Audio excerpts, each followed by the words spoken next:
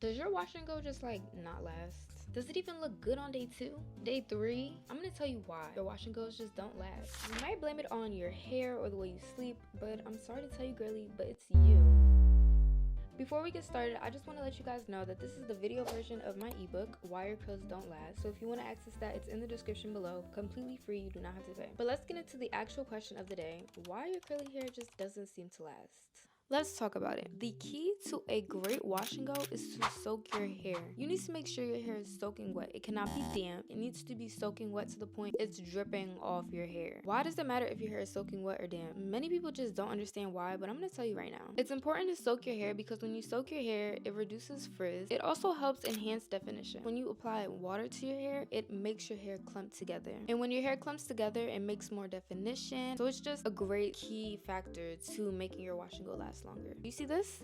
It's because I soaked my hair. Another reason why your wash and go completely does not last at all, doesn't even get past day 2, or you slick it back the next day because it looks trash, is because your products just don't have enough hold on your curly hair. How do you expect your hair to last 7 to 8 days and you're not even using a strong hold gel? Or you're not using a gel strong enough to hold your hair type together? It just doesn't make sense to me. We are in 2025. We need to up our IQ on our curly hair, but that's why I'm here. But you do need a stronger gel cast for your hair, because if you don't have a good cast, then don't expect your wash and go to last very long. This is my day 1 curls, and you can clearly see the cast that's on my hair. There's no frizz. I use a very strong hold gel for my hair type so that my wash and go can last as long as possible. In order to find that strong hold gel, you're gonna have to do research and find other people who have curly hair types like yours.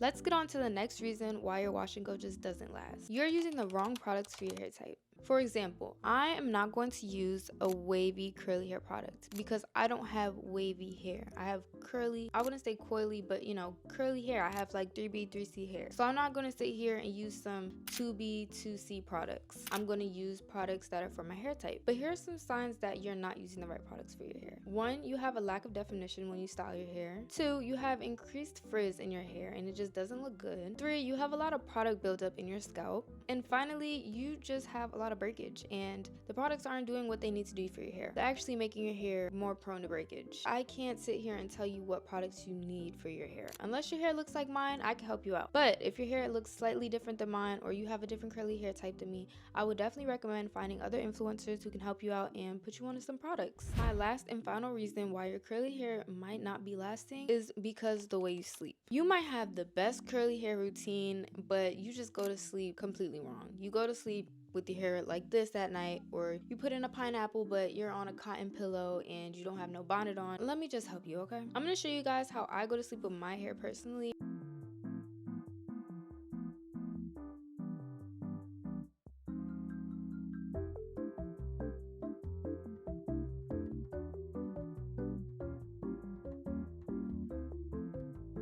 In the video, you'll see that I use a silk scarf. I got this scarf on Amazon. You can find it in my Amazon storefront. It's really big. I take one corner and take the opposite corner, put the 2 corners together and make a triangle. And that's how I wrap it in my hair in the video. You'll see how I put it over my head and then tie it together and then put my bonnet on. And I also sleep with a silk pillowcase, which you can also find on my Amazon storefront. I'm going to go over how you can build a new curly hair routine. I base my curly hair routine off all this information that I'm about to tell you guys. Styling and creating your curly hair routine, you want to work in sections. It's really important to section your hair so you can focus on each individual curl and it's like less of a hassle. Cause say I try to section my hair down the middle, right? And I try to work on all of my hair in one big section. It's just not gonna work. I like to part my hair in 4 sections on this side and 4 sections on this side. I start from the bottom and I go up and I work in a total of 8 sections. And this will definitely vary depending on your hair type. If you have thicker hair, you might need more sections. If you have less hair, you might need less sections. It all depends on your hair type and what feels comfortable to you. The next step I have in building your curly hair routine is when you're working in your section, you want to soak your hair. Like we went over earlier, soaking your hair is very important for your curly hair routine. This will literally be the reason that your curly hair routine is going to last or not last, or be frizzy or not be frizzy, be defined or not be defined. Water plays a key factor in your curly hair routine, so make sure you soak each section of your hair. Next, you want to apply your products.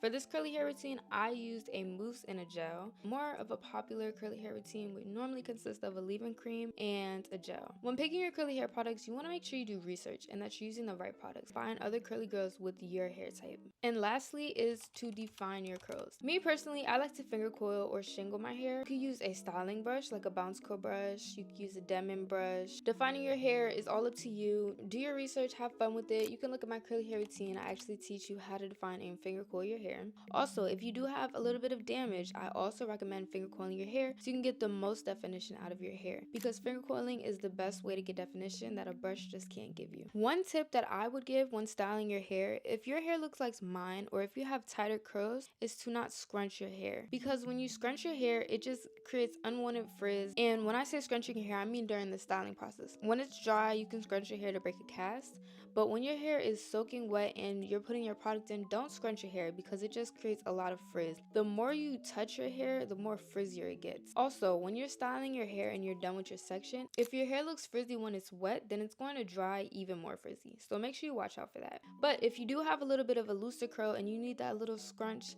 and that extra push for like definition and volume, I definitely would say it's okay. But if you have tighter curls and your curls naturally just clump up, there's no need to scrunch your hair. Let your curly hair do the work for you. Now for the diffusing process, the same thing goes. Do not scrunch your hair when it's wet. You can scrunch your hair when it's dry. And this is for my tighter curly girls. Like if you have tighter curls like me, don't scrunch your hair when it's like diffusing. Just hover over your hair. Focus on your roots to your ends. But it's very important to be patient when diffusing your hair. You don't want to rush the diffusing process because that is a key step in your routine. It is such an important part of your routine. Like it can literally make or break your hair. A lot of people don't know how to diffuse their hair, and that's why their curly hair routine just doesn't come out the way they want it to. And I'm definitely going to make more videos in the future about diffusing your hair and the type of look that you're going for. After you're done diffusing your hair, you want to separate your curls and break that gel cast that you formed. So how I like to do is I use the prayer hand method. So I will put the oil on my hands and then I'll go like this and clump my curls and like break that cast.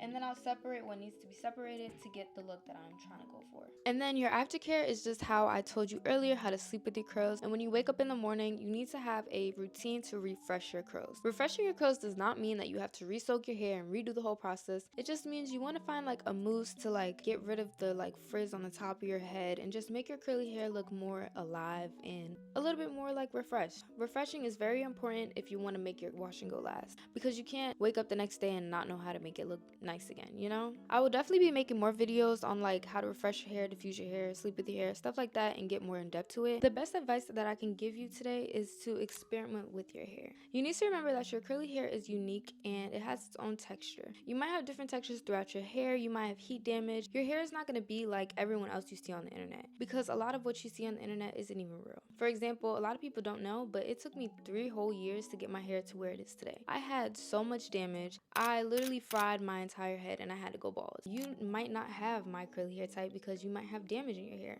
So there's certain things that you're gonna have to do to care for your hair. If you truly want to perfect your curly hair routine, it's going to take effort and dedication. Think of this as a journey to embrace your natural self. And I really hope that I was able to inspire you to learn more about your curly hair. Make sure you comment any video ideas that you guys want to see in the future. If you girlies made it to the end of the video, I really do appreciate you. Make sure you spread love, express gratitude, and I'll see you girlies in the next video.